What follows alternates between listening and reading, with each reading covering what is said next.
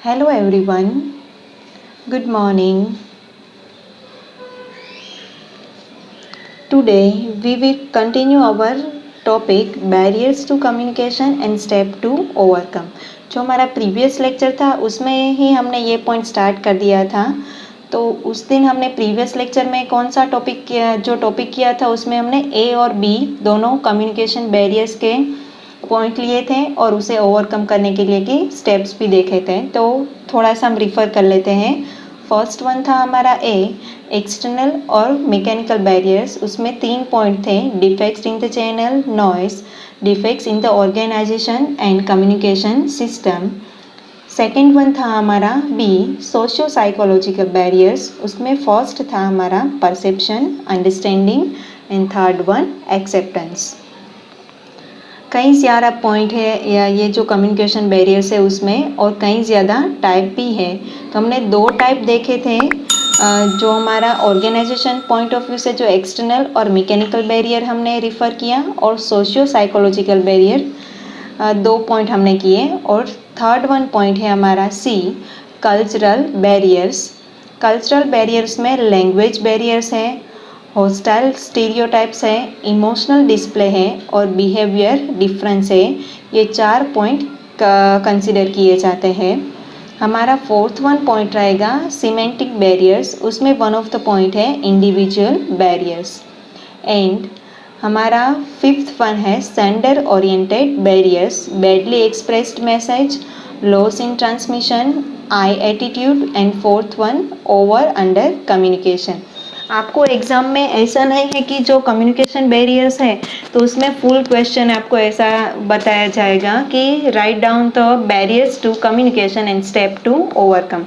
But आपको sender oriented है या फिर सिमेंटिकल बैरियर्स है या फिर सोशियो साइकोलॉजिकल बैरियर्स है, उस तरीके से क्वेश्चन पूछा जाएगा। इसलिए सभी पॉइंट नहीं पूछे जाएंगे, लेकिन कोई एक पॉइंट है उसे पूछा जाएगा, क्वेश्चन होगा उसका। तो फिर आपको सभी पॉइंट्स के कंसेप्ट क्लियर करने हैं, और अगर कोई भी पॉइंट समझ में ना आए तो वहाँ पे स्टॉप करके फिर से आप रिवाइंड कीजिएगा, तो उस वजह से वो पॉइंट आपका क्लियर हो जाएगा। और आज के दिन ये लेक्चर ख़त्म होने से पहले मैं आपको असाइनमेंट भी प्रोवाइड कर दूँगी, कि जिस वजह से हमारा वर्क भी असाइनमेंट भी स्टार्ट हो जाए। तो चलिए आज के लेक्चर में हम पहले कंटिन्यू करते हैं cultural barriers. Cultural barriers, cultural difference often come up as a communication barriers. But अब ऐसे कि जो कल्चर की वजह से है वो कम्युनिकेशन में कई ज़्यादा प्रॉब्लम होती है। कि अगर आप कोई भी गुजरात से हो और कोई भी अदर पर्सन है वो दूसरे स्टेट से है, तो आप दोनों का कल्चर क्या रहेगा, डिफरेंस होगा। तो कल्चर की वजह से क्या होगा कि प्रॉब्लम रेस होगी कि जो कम्युनिकेशन है, लैंग्वेज है, वो भी चेंज होगी, जो भी इमोशनल डिस्प्ले है वो भी डिफरेंस रहेगा, जो बिहेवियर है पर्सन का वो भी अलग रहेगा। तो फर्स्ट वन हमें कल्चरल बैरियर्स दिए गए हैं। तो कल्चर की वजह से बट ऑब्वियस है कि डिफरेंस कम्युनिकेशन के होते हैं और कम्युनिकेशन बैरियर्स भी क्रिएट होते हैं। ये जो कल्चरल डिफरेंस की वजह से बैरियर्स क्रिएट होते हैं। We have to be specially careful in these regards, as now we have to operate in international environment.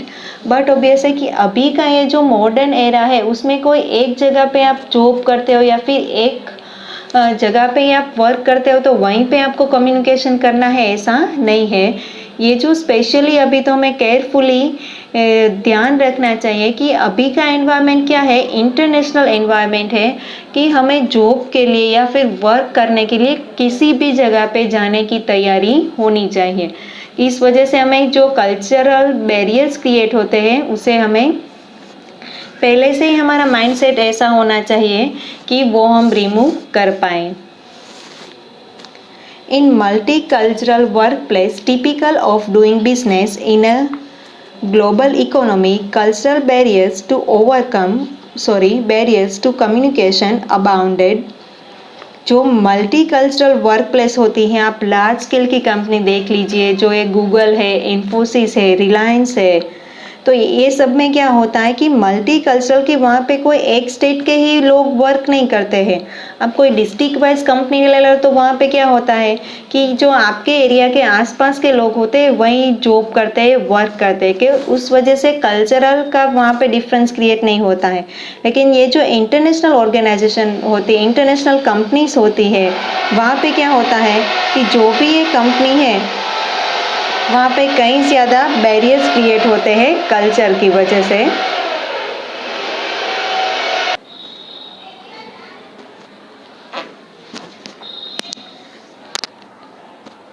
Multicultural work place में क्या होता है कि जो टिपिकली जो बिजनेस हम कंडक्ट करते हैं उसमें क्या होता है कि ग्लोबल इकोनॉमी है वो कंसिडर होती है, ग्लोबल लेवल पे हम वर्क करते हैं। कल्चरल बैरियर्स टू कम्युनिकेशन अबाउंडेड, कि जो ग्लोबल लेवल के इकोनॉमी की में हम वर्क करते हैं तो उसमें क्या होता है कि ग्लोबली जो वर्क किया जाता है उस वजह से जो कल्चरल बैरियर है वो क्रिएट होते हैं, बट उसे हमें ओवरकम भी करना चाहिए।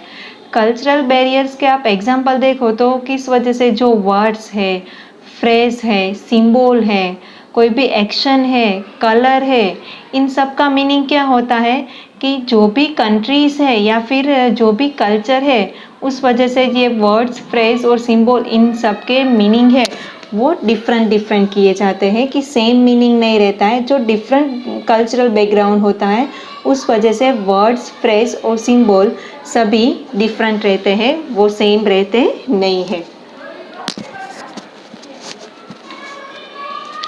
Next one, beside the obvious difficult in understanding, people challenge people who are trying to work harmoniously with other of a different background. People from different parts of the world have a different frame of reference and they may display emotions differently and display different behavior. But obvious है कि ये जो cultural barriers है उसकी वजह से क्या होता है कि ये जो पीपल्स है, जो लैंग्वेज उनकी डिफरेंट रहती है, ये जो फैक्टर्स है, factor that challenge people who are trying to work harmoniously with other of a different background.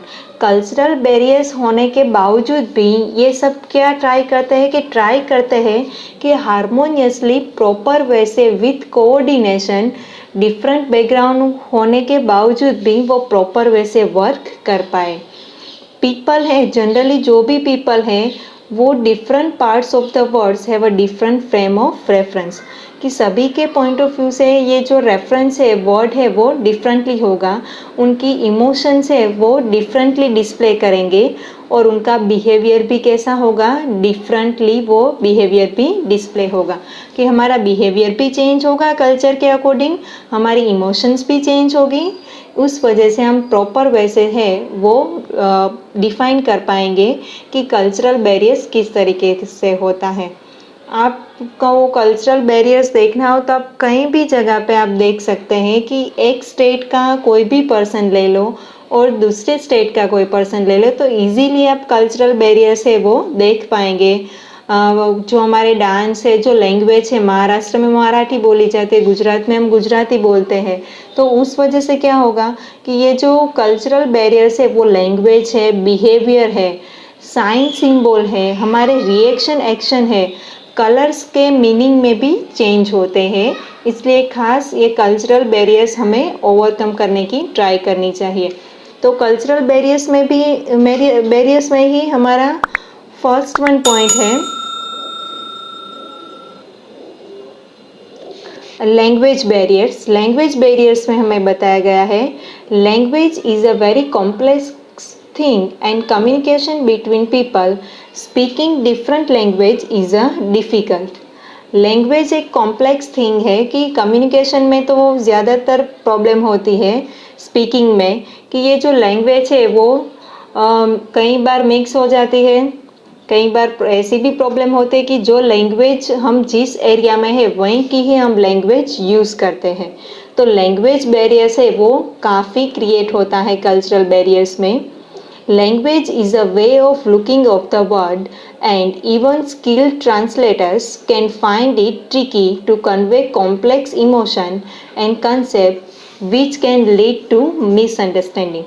कि ये जो लैंग्वेज है वो एक ट्रिकी और एज अ स्पेशल स्किल है।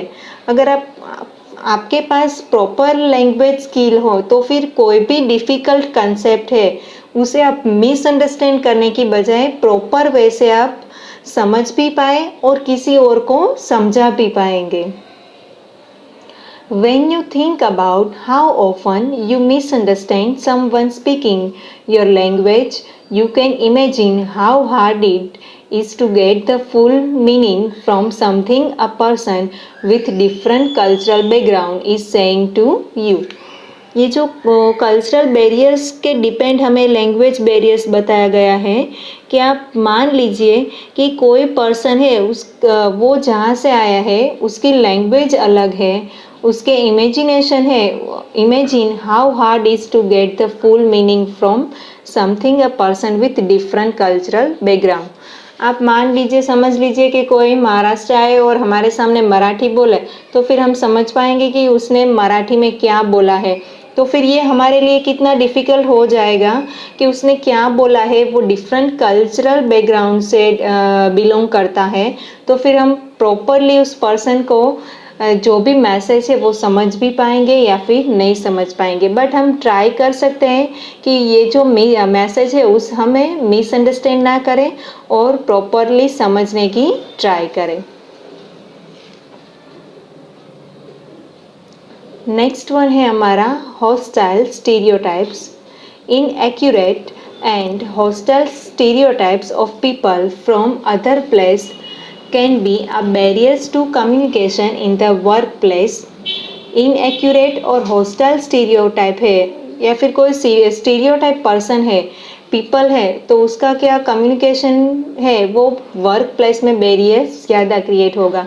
आप स्टीरियोटाइप के बारे में तो आपको पता ही होगा कि अगर कोई ट्रेडिशनल माइंडेड पर्सन है या फिर जो ट्रेडिशनली बिलीव करते हैं, उनके जो थिंकिंग लेवल या फिर उनकी जो थॉट प्रोसेस होगी वो कम्प्लीटली चेंज होगी जो मॉडर्न थिंकिंग लेवल वाले जो भी इंसान है, जो भी पीपल है उनके सामने।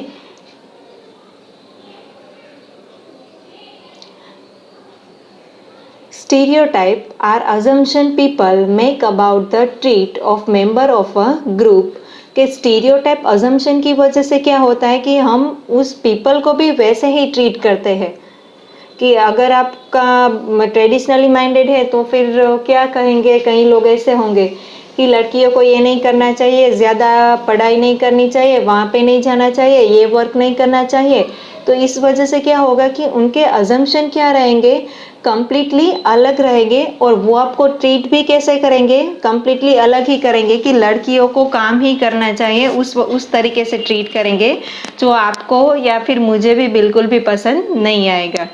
उसके बारे में वन ऑफ द एग्जाम्पल दिया गया है कि जो अमेरिकन स्टीरियोटाइप थॉट है उनमें arrogant as well as friendly tolerant दोनों दिए गए हैं कि कोई एरोगेंट भी हो सकता है और कोई फ्रेंडली टॉलरेंट भी हो सकता है। कि जो स्टीरियोटाइप है उसमें क्या होगा कि इंडिविजुअल तो थॉट प्रोसेस है, कैरेक्टरिस्टिक्स है, वो कोई भी ग्रुप ऑफ पर्सन के डिस्क्राइब किए जाते हैं कि उस वजह से क्या होगा कि हमें ऐसा ही लगेगा कि जो अमेरिकन है या फिर कोई बाहर से आए हुए लोग हैं, आउट कंट्री के पर्सन है, वो एरोगेंट ही होते हैं, वो अच्छे नहीं होते हैं, उस वैसा हम बिलीव करेंगे। क्यों? क्योंकि पहले ही हमें ये बताया गया है कि ये इंसान ऐसे होते हैं, बाहर से आए हुए लोग, अनजाने अजनबी लोग होते हैं, वो अच्छे नहीं होते हैं। तो फिर हमारी थॉट प्रोसेस भी कैसी होगी, स्टीरियोटाइप थॉट प्रोसेस हो गई। उस वजह से जो कल्चरल बैरियर्स है वो हमें भी इफेक्ट करेगा। बट ये जो कल्चरल बैरियर्स है, हॉस्टाइल स्टीरियोटाइप्स जो बैरियर्स है, उसे हम किस तरीके से रिमूव कर पाए, तो जो हमारा prejudicing and individual can lead to misconception and barriers to communication. जो हमारा प्रिजुडाइज है, जो हमारा अजम्पशंस है, वो मिसकंसेप्शन या फिर जो बैरियर्स है कम्युनिकेशन की वजह से, वो इंडिविजुअली हमें लीड करना चाहिए कि लैंड करना चाहिए कि जो भी बैरियर्स है वो हम इंडिविजुअल, जो हमारा प्रिजुडाइज है वो हम रिमूव कर पाए। थर्ड वन हमारा पॉइंट है इमोशनल डिस्प्ले। कल्चरल बैरियर्स में ही थर्ड वन है emotional display. What is considered an appropriate display of emotion can different from culture to culture। जो इमोशन डिस्प्ले है वो क्या होता है, कल्चर टू कल्चर है, वो डिस्प्ले है वो डिफरेंटली होता है। In some countries displaying anger, fear और frustration in the work place is considered inappropriate in a business setting. कई कंट्रीज है उसमें क्या होता है कि एंगर है, जो फियर और फ्रस्ट्रेशन है वो वर्क प्लेस में इम्प्रॉपर इम्प्रॉपर काउंट किए जाते हैं। कि अगर आप फियर हो या फिर आप गुस्से में वर्क करते हो, ऐसा आपका बिहेवियर हो, इमोशनल लेवल हो, तो फिर आपका बिहेवियर इम्प्रॉपर काउंट किया जाएगा। People from this culture keep their emotions hidden, only discuss the factual aspects of the situation। Generally work place में क्या होता है कि जो हमारा कल्चर है वो कल्चर वहाँ पे डिस्क्राइब नहीं होना चाहिए। जो हमारा इमोशन लेवल है वो हमें हाइड करना होता है कि वहाँ पे जो एस्पेक्ट है, जो सिचुएशन है, उसी तरीके का हमारा इमोशनल डिस्प्ले होना चाहिए। In other culture, participants in a discussion are expected to reveal their emotions। You can imagine what misunderstanding can arise if a business person display strong emotion in the company of employee who feel that such behavior is out of place। कि कई बार क्या होता है कि हमारे culture में जो discussion होता है are expected to reveal their emotion. कि जो डिस्कशन में हमारा जो भी इमोशनल लेवल है वो हम रिवेल करते हैं, एक्सपेक्ट करते हैं। कि कई लोगों को समझने के लिए हम क्या करते हैं, उनके साथ डिस्कशन करते हैं तो उनका इमोशनल लेवल हमें पता चल जाता है। But you can imagine what misunderstanding can arise if a business person display strong emotion. कोई भी मान लीजिए बिजनेस पर्सन है, उसने अपनी बिजनेस के अकॉर्डिंग जो इमेज है वो स्ट्रोंगली बताता है कि उसकी जो इमोशन लेवल है वो स्ट्रोंग है कंपनी में, बट एक्चुअल में वो स्ट्रोंग इमोशन पर्सन नहीं होते हैं। तो उस वजह से क्या होगा, कंपनी के जो एम्प्लॉय है वो feel that such behaviour is out of place. कि स्ट्रोंग इमोशन लेवल की वजह से वो बिजनेस नहीं कंटिन्यू कर पाते हैं। वो आउट ऑफ प्लेस मीन्स कि अगर आपका एंगर लेवल ज़्यादा हो तो फिर आप बिजनेस प्रॉपर वे से कंटिन्यू नहीं कर पाते हैं। कि आपको हर बात में अगर आप गुस्सा करें तो आप बिजनेस प्रॉपर वे से किस तरीके से कंटिन्यू कर पाएंगे। आपके जो वर्कर्स है उसे आप ट्रेनिंग और उसके पास से आप वर्क प्रॉपर वे से नहीं ले पाएंगे। नेक्स्ट वन है behaviour difference. Behavior difference between employee of different culture can causes misunderstanding।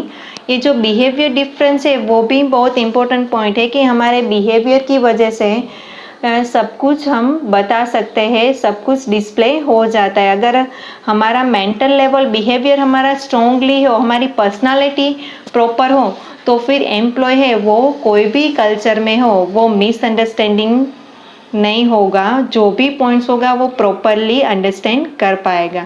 But यहाँ पे behaviour difference between employ of different culture, जो भी कंपनी के एम्प्लॉय है उसमें दो टाइप के कल्चर के एम्प्लॉय है, तो फिर वो मिसअंडरस्टैंड करेंगे एक दूसरे के कल्चर की वजह से और उनके बिहेवियर की वजह से।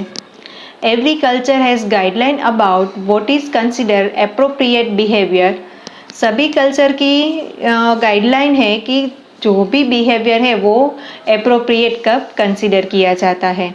इन some cultures looking someone in the eyes when they are talking to you is consider rude, while in the other cultures refraining from doing so is considered disrespectful। कि यहाँ पे जो एग्जाम्पल दिया गया है कि सम ऑफ द कल्चर में कैसे काउंट किया जाता है कि अगर आप लुकिंग समवन इन द आई, कि आप किसी को देखते हैं तो वो कैसा बताया गया है कि रूड बिहेवियर बताया गया है। But some of the cultures में उसमें क्या बताया गया है, कंसिडर डिसरिस्पेक्टफुल बताया गया है। कि कोई आपके सामने देखे तो आप उसे रूड भी मान सकते हैं, but some of the culture में ये इसे कैसे बताया गया है कि डिसरिस्पेक्टफुल काउंट किया जाता है। Getting right to the point at a business meeting may be consider impolite by some who expect to have small talk before the business discussion।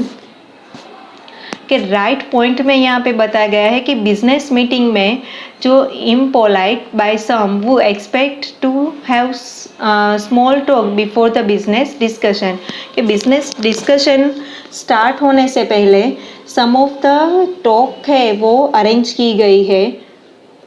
Likewise, in some cultures, people talking to each other give each other space, while in other culture they stand close। कि ये जो culture के बारे में बताया गया है कि कई कल्चर में ईच अदर क्या होता है, स्पेस प्रोवाइड करते हैं। मीन्स आपका क्या ओपिनियन है, आप क्या सोचते हो, वो आपको बताने का मौका दिया जाता है। But some of the culture में क्या होता है, दे स्टैंड क्लोज, और वो क्लोजली स्टैंड होते हैं कि आपकी जो बिलीफ है उन वजह से। इसका एक और भी एग्जांपल है कि कई बार आपको मौका दिया जाता है कि आप क्या सोचते हो, क्या वर्क करना चाहते हो, किस तरीके से करना चाहते हो, और कई बार आपको बिना पूछे ही डिसीजन लिया जाता है। This difference can be barriers to effective communication if they are not recognized। ये जो डिफरेंस है, बैरियर्स है, वो इफ़ेक्टिव कम्युनिकेशन में प्रॉपर वे से रिकॉग्नाइज नहीं किया जाता है। तो हमारा आज के जो पॉइंट था कल्चरल बैरियर्स, उसमें क्या है, कल्चरल बैरियर्स में लैंग्वेज बैरियर्स एक बताया गया है, हॉस्टाइल जो हमारा स्टीरियोटाइप बैरियर्स है, जो फिक्स्ड स्टीरियोटाइप मीन्स क्या रहेगा, जो फिक्स्ड ही रहेगा, ट्रेडिशनल माइंडेड कि हम हमारी थॉट प्रोसेस में चेंज नहीं करते, उस टाइप का बिहेवियर है कल्चरल बैरियर्स में क्रिएट होता है एक कल्चर और दूसरे कल्चर के बिटवीन। नेक्स्ट वन है इमोशनल डिस्प्ले है और बिहेवियर डिफरेंस है, वो हमने कल्चरल बैरियर्स में 4 पॉइंट है कंटिन्यू किए हैं। नेक्स्ट है वो हम नेक्स्ट लेक्चर में हमारे 4th 1 पॉइंट से कंटिन्यू करेंगे। इस पॉइंट में अगर कोई डाउट या क्वेरी हो तो आप इजीली मुझे बता सकते हैं। और आपका असाइनमेंट का क्वेश्चन है, 2 क्वेश्चन है इस चैप्टर में से। तो फर्स्ट वन है हमारा स्मॉल ही यूनिट है, तो फिर फर्स्ट हमारा क्वेश्चन रहेगा what is communication and discuss the element of communication process.